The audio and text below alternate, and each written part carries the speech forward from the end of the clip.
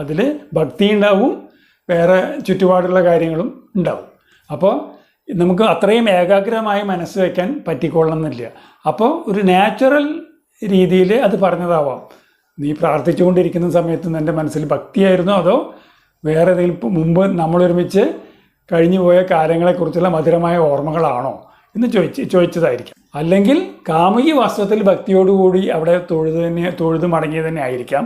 പക്ഷേ കാമുകൻ്റെ മാനസിക വ്യാപാരങ്ങളിൽ ഒരു ഇതായിരിക്കും എന്ന് ഒരു ആരോപണമാണ് അവിടെ വരുന്നത്. അങ്ങനെയും വരാം, എങ്ങനെ വേണമെങ്കിൽ വ്യാഖ്യാനിക്കാം.